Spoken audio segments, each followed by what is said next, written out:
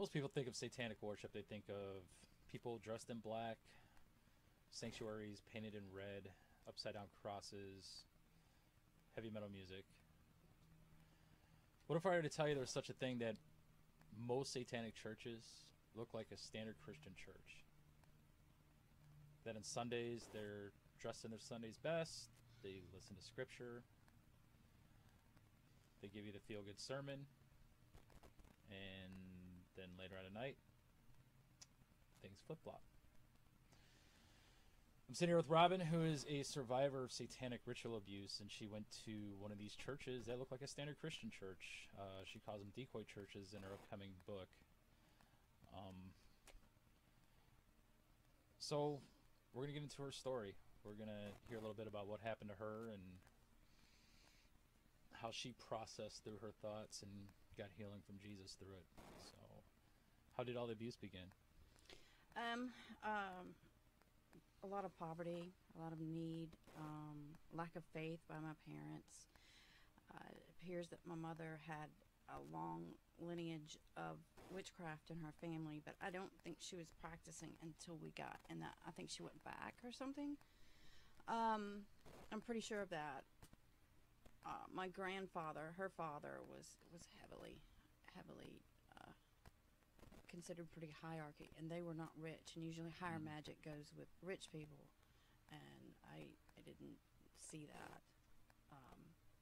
But we were rescued by a church who gave us a place to live, and a little apartment behind the church, and my father some work, which for a while included finishing off a new sanctuary that was it just seemed massive. At the time, I just thought it was just great. My grandparents were also living in this housing. Seemed very mystical and enchanted, and yeah, not good. So tell me the grooming process you went through. How did they set you up, wake you up at night, bring you over to the church to do the abuse? What exactly were the steps they went through to get you in there? I think they groomed my parents. They turned my father against me. He thought I was a horrible little girl. A lot of different, very detailed things that they did to the family as a whole. They would take me at night, and when I wouldn't give them what they wanted, they would keep my shoes. And then when I would go home, and my mother's like, "Where's your shoes?" You know, the 6-year-old keeps losing their shoes, gets in a lot of trouble. And that seems like a reasonable thing to be upset with a kid, but she knew very well that they were being taken when I was disobedient. When I had physical pain, especially when it was my bottom, and I was like, you know, what's up? They would tell me, "Who are you to complain? We all had to go through this, and what makes you special that you get to go see a doctor? You're supposed to feel bad the next day." And you know, I was having pain because of sexual intercourse, and I was 6. They started normalizing these ideas to me. That should never happen to a 6-year-old. And if I had some other reason to be in that pain, I needed to see a doctor. But they knew very well, and I was often talked to. They gave me the task of learning the Lord's Prayer, and which anything to do with Jesus I thought was wonderful, and I didn't understand because they wanted me to believe that he was dead. That was the main thing. That was what they wanted me to do, to renounce. They wanted me to profess over and over again that he was dead. He's definitely alive.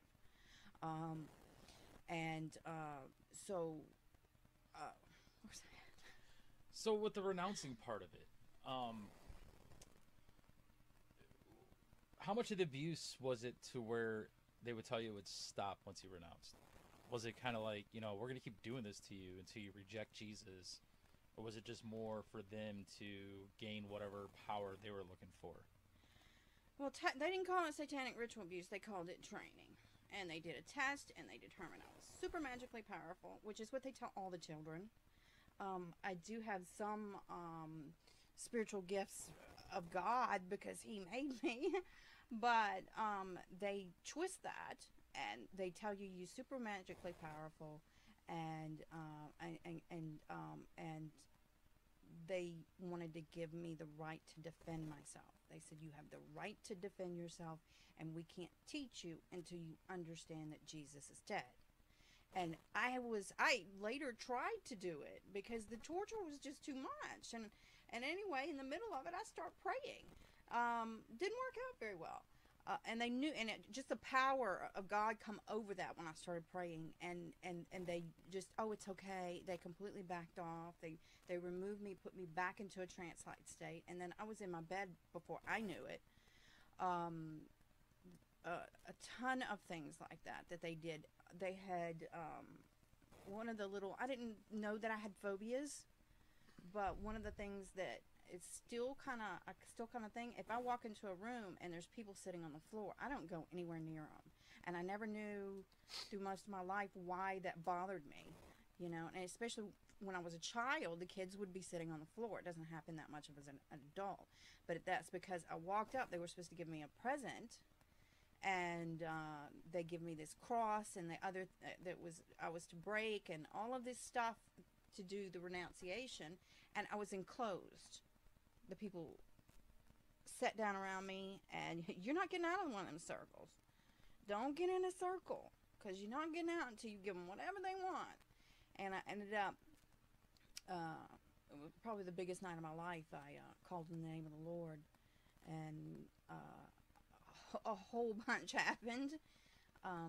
I do think that they believe now that I have a lot of magic and instinctively born with magic power, because that's the only way that they can explain what did happen when I called on the Lord. It certainly wasn't me, but where are we at? Well, explain what happened. What happened when you called on the Lord? The Holy Spirit taught me to do that.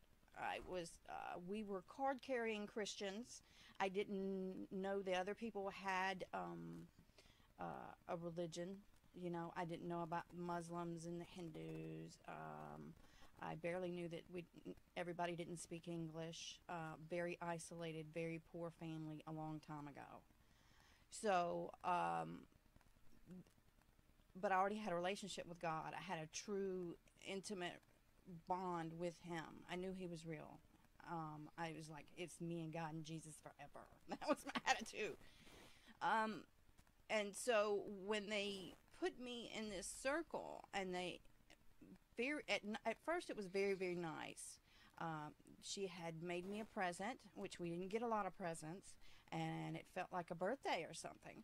I was just thrilled, but I did feel enclosed in the beginning of it.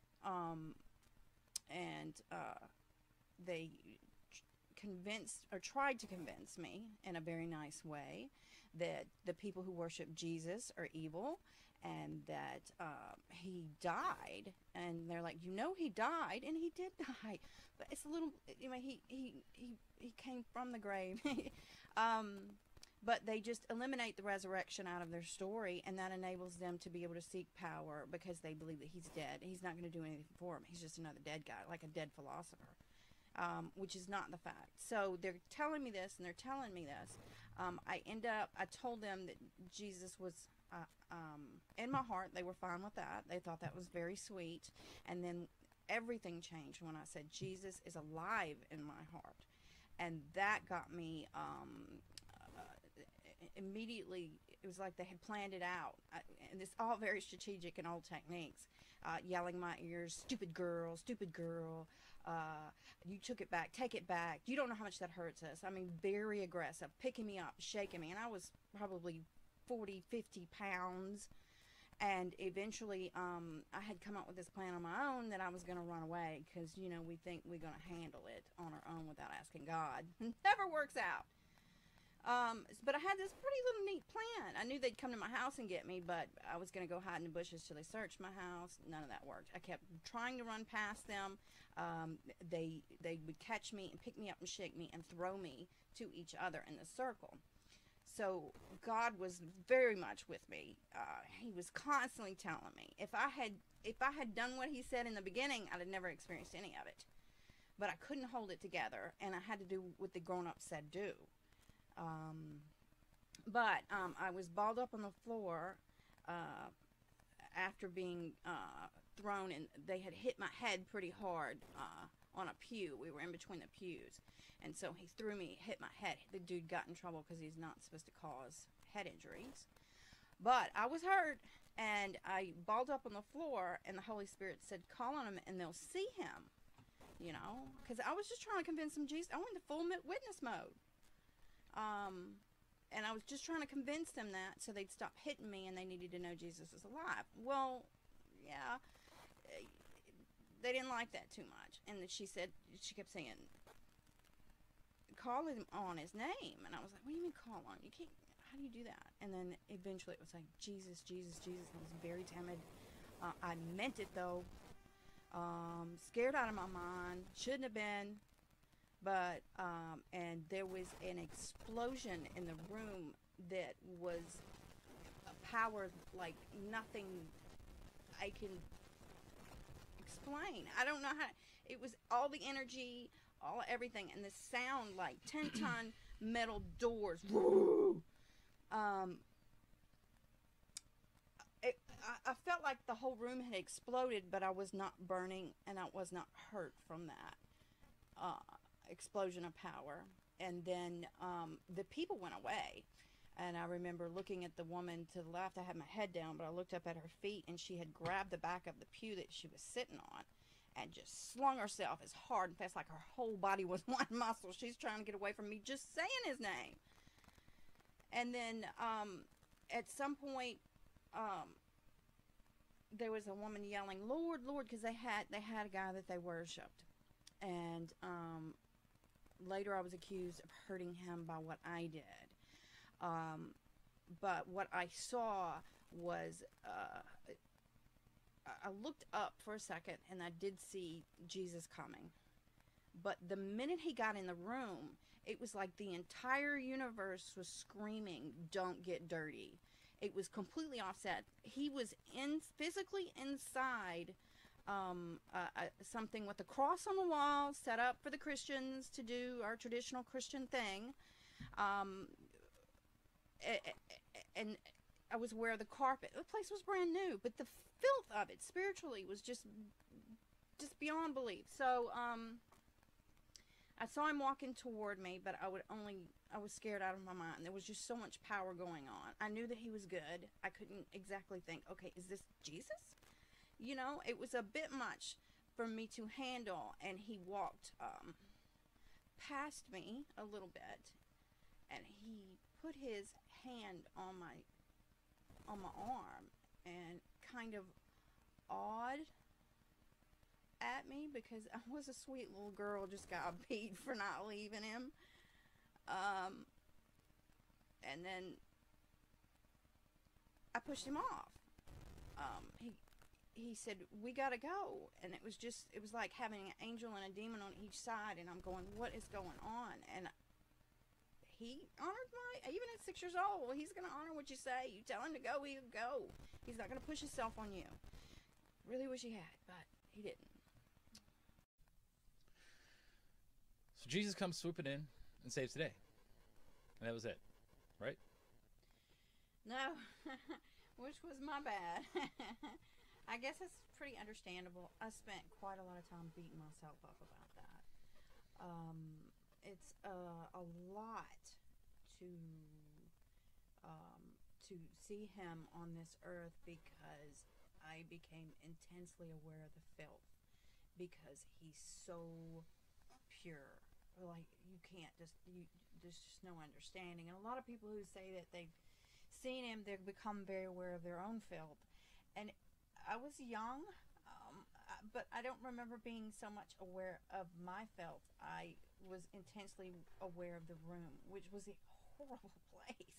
I mean, we're talking about Sunday morning church, and then Saturday night, you know, a lot of the worst things you ever want to think, things you don't want to think exist. I want to say no, it doesn't exist, but it does. So having him walk in, and that was the most wonderful experience. I can't imagine anything better ever happened to me. And it could happen tomorrow. I don't know everything, but there's just nothing better. Didn't really catch on at the moment, but I certainly do now. um, staying there was, after calling on him, I was told later that when some of the Satanists that were there saw what happened, that there were conversions, but there's no way that was him, because I would have left with him, which kind of, yeah, I wish I had. But the and then the ones that were there were believed that it was me who did all that. Just the amount of power, it's just no way that a human being can have that. Okay, so what happened after that if they thought it was you? How did it get much worse after that? Well, they got a bit aggressive that evening. The biggest night of my life thus far, mostly because of Jesus. But after that, I was picked up and thrown onto a pew, and very roughly by my handler, the female handler. There was a male that was always there, but mostly it was my female handler. I kind of know who she is now, but I don't mess with her. Pray for her and stuff. So she throws me onto the pew, and God is saying, "You're not going to sleep. You're not going to sleep. They're tricking you. They're tricking you." But it was just like going to sleep. And how do you control that? I didn't really understand anything about what was going on. So I seemingly went to sleep and then woke up in my bed, which is what I had tried to do earlier, because earlier I had tried to run. I wanted to go home. And I had this experience laying in my bed, and I had brand new pajamas on. It was so quiet. I dare not get up and bother my parents. It was just like, wow, that's over. No pain, complete calm, and God telling me it's not real. I didn't want to hear it. I didn't want to listen to it. He showed me how, he said, look at the window. The window wasn't right. What were those curtains? There were black sheer curtains all of a sudden. And I'm not even sure now if there was actually a window there. I have this, I'm laying there, and I start feeling a tap on my face, which is usually how they would pull me out of the trance. You can be pulled out of a trance very easily. So they're pulling me out of the trance, and I started feeling pain. It was like, it felt very much like when you come down with the flu. 1 minute you're fine, and then the next minute you're miserable. Well, it was like that times a million, maybe, because I did have broken ribs, which they were never confirmed, but they did kick me in my ribs. So just lots of head wound, you know, a lot going on. So I'm starting to feel this, and I'm starting to get cold, and my bed starts to get hot, and those new pajamas are getting very, very tight around where the injury was. I was beginning to become quite miserable, and I got colder and colder and colder, and then it felt as if my blanket, my covers, we say in the South, were pulled off of me. And so I had been laying with my hands up throughout this slumber period, and then when I felt them go off, I pulled my arms down to pull them back over me, and immediately I was on the floor, and on top of a ritual table, which for them, and I don't know how many others, is a unhinged door, a door that's not on the hinges, and they would either put it on carpenter's saw horses, or they would have it on the floor. And I was laying there with 7 men on cloaks, taunting me. They caught me, and I immediately went into a rage. There was the guy with the fancy shoes, I'm gonna call him. He was also the guy with the mean voice. It was right close to my right, and I was swatting and fighting, and God said, hold on. He said, the harder you fight, the meaner they're gonna be to you, so calm down. And he fed me calm, and I just became calm. And he told me that they were this was gonna be over for a minute, and that they weren't gonna kill me, all of which were true. And I calmed down, and it got really bad because they had broken my ribs, and I don't know exactly when, but somehow in this process, And I have a vague memory of that now, but because there were people screaming, don't kill her, don't kill her. And that was kicked in my ribs. Weighed 40, maybe 50 pounds. Tiny little, look at the size of my bones. I'm a big girl now, but back as a 6-year-old, I was a tiny little baby, and we were hungry. We did not have a lot of food, so I didn't have any weight on me. I was tiny boned, not much for muscle. This was really bad.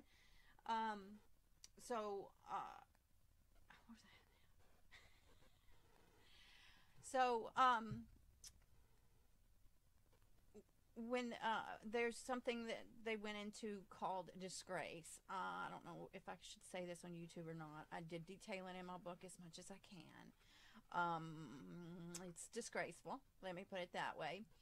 And then there was a period where there was some sort of demonic force or something hovering, and God said, it's okay, he wants to smell you, which has happened twice in my life where it's okay, he just wants to smell you. When I'm scared, he wants to scare me, or to smell me. So after that, I was picked up and thrown out. My handler came, and I remember that the things that they had put around my wrist had a lot of sheep's fur. What do you call that? Sheep down. Wool. Very wool. It was very soft, very, very finely made. And I thought about that later, that it was very much just designed that no matter how much I pulled on it, would probably not bruise me. Very well done, let me tell you. And I don't think I had any bruises right there from all the fighting and pulling I did. So she picks me up, throws me out the side door, which we have video of me walking past that door. And she throws me out, pushes me out, tells me I deserve it. She started to try to clean me up a little bit, but then someone said something to her and she stopped. And then she threw my clothes at me, threw my shoes at me, and then she comes back and she took my shoes back, which was really traumatic. Because, and we talk about grooming, and my parents were a part of that. My mother was a part of my training. And during the day, if she couldn't find my shoes, she was mad. So if I had complained about the problems going on, I would have complained about bad dreams, and I would have complained about being in trouble because I kept losing my shoes. But what was really happening is they would take my shoes, so that the fear, the control, the domination would go out throughout my whole day, throughout my family, because I was just, what is wrong with you? Other people would say, you gotta keep up with your shoes. And no one is around who is hearing this is satanic. It just seems like a kid that was doing something wrong. So how did they rope your family into this? I mean, you said your mom was mad about your shoes, but she had a role to play too, didn't she, at some point? I mean, didn't they bring your mom and dad into it? They did. I don't know if my mother was ever present for any of the direct training. I think that she was around when they implanted a trigger word, and I'll talk to God about it, because it was her voice when she says it. It's just horrifying, and as an adult I couldn't figure out why. When my mother, it's a pet name, and when she would say it, I would just like go into fear, and it didn't make any sense. If you heard it, you would have just like nothing. So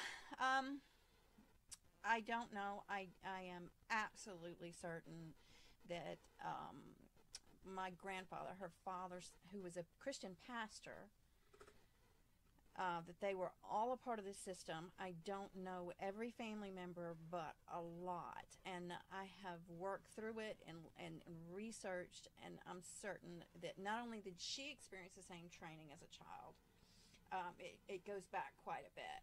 So I had a lot of generational curses to break, which is all good now. But and my father, who his family was not at all, I think there were several people in his family that were practicing witchcraft. I do, because they were mean to me later, because I had always refused to announce. They call me a refuser.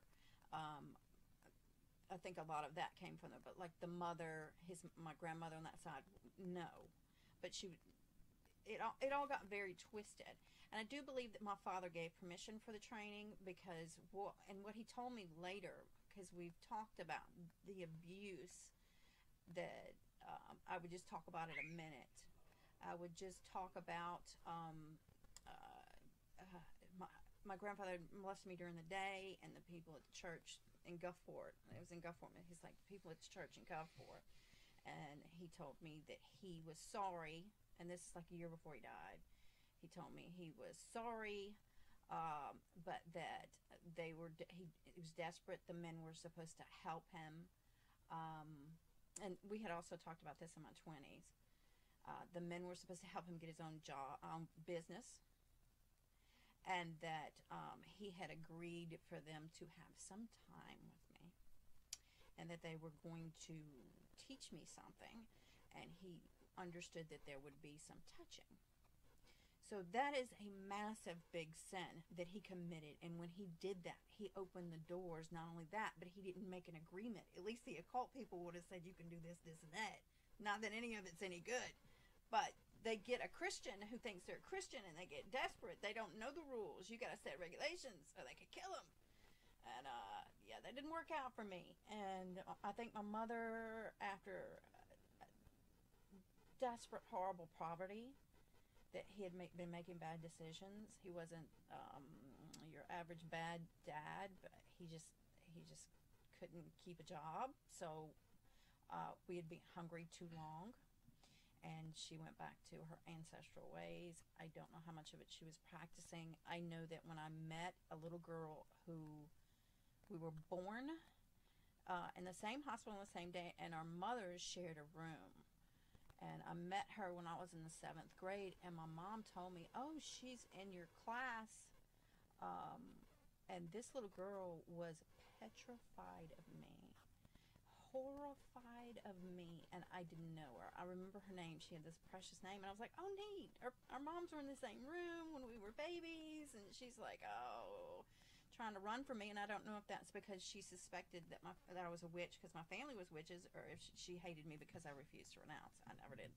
I don't know. There's so much weird stuff about my childhood that just makes sense now, and kind of compartmentalizing it made a lot. So when did the memories start to resurface? What triggered that? Well, there were things in my early 20s that my dad dealt with the fact that I was molested during the day, an unsanctioned molestation by a family member, which was not in the period of abuse. He just last minute decided to do that, and so I remembered it.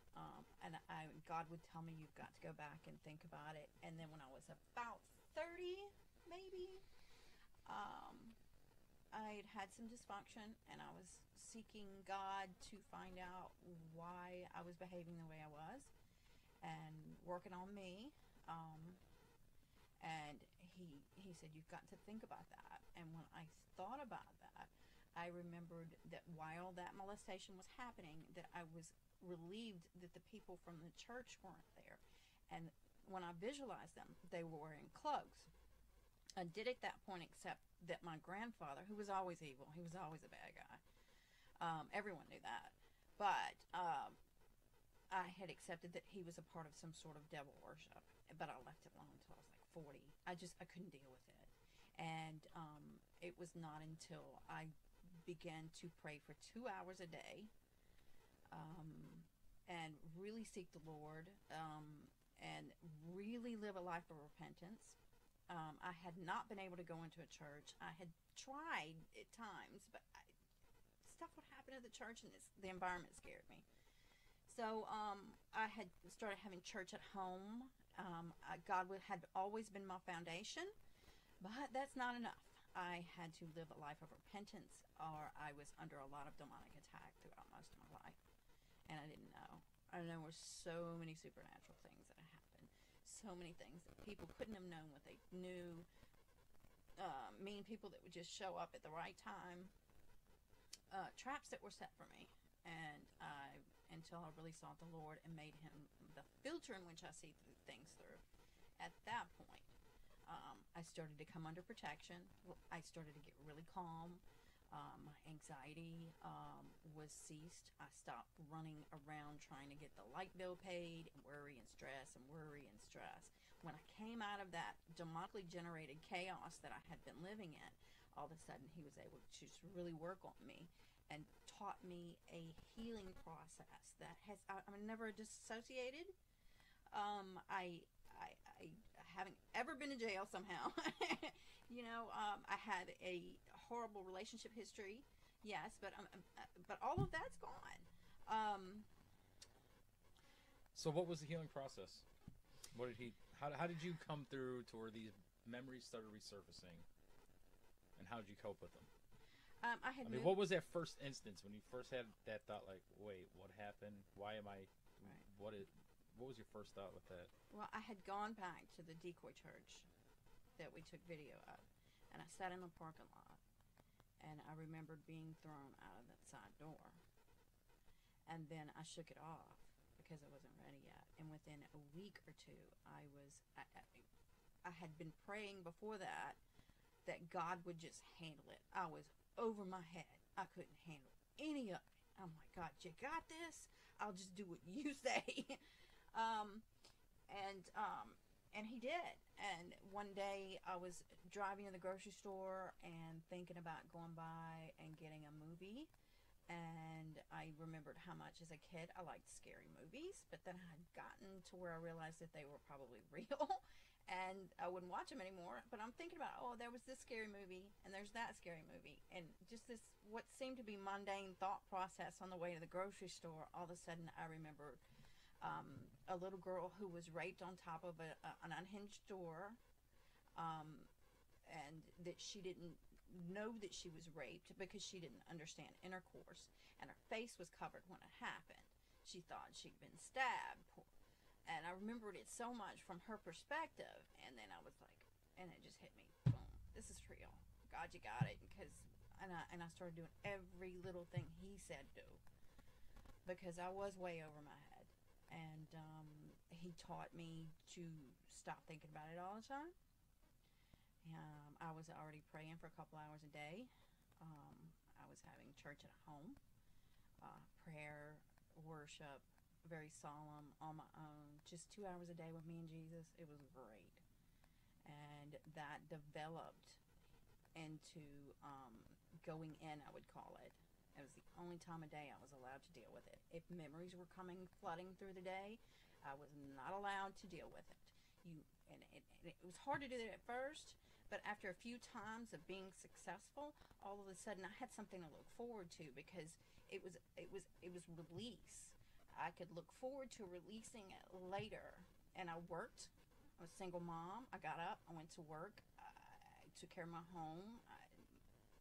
The closest people to me probably knew something was really up, but I was a loner anyway. So, it worked out. And then later, he taught me more things. He removed the fear from me. He took it from me. Not one night do I fear. I did it for 3 nights at the beginning. I couldn't sleep because I was afraid they was going to come get me. Because you just go to sleep and then you wake up somewhere else. Talk about feeling dominated. And I was so afraid. And then finally on that 3rd night, I was like, God, can you just take this from me? And he said to me, they don't have a key to your house anymore. And so, and it was just gone. And not one night do I fear that. I've been tricked into thinking maybe they had taken me in, but it never happened. So through this process, you decided you're going to write a book about it. What brought that idea on? Well, my first instinct was to get hidden cameras, and I was going to bust them all, and I was going to have my vengeance, and they were all going to prison. And I asked God, because I was literally spending a lot of time researching hidden cameras, and I asked him if he'd help me, because they were going to kill me. And he said no. He said, I'm not going to help you. And I realized, oh, maybe we should do it his way. So at that point, he gave me an assignment to heal, and he told me to write it down when it's fresh, because memories get all flustered and twisted and combined with other memories when they get older. But when you recover them, when you've hidden them in the back of your head and you recover them, they come through crystal clear. So I wrote them when they were fresh, and a lot of it didn't make any sense. and then went back later and sort of edited and made it readable. And he said, I want you to heal and share your healing. So that's my job.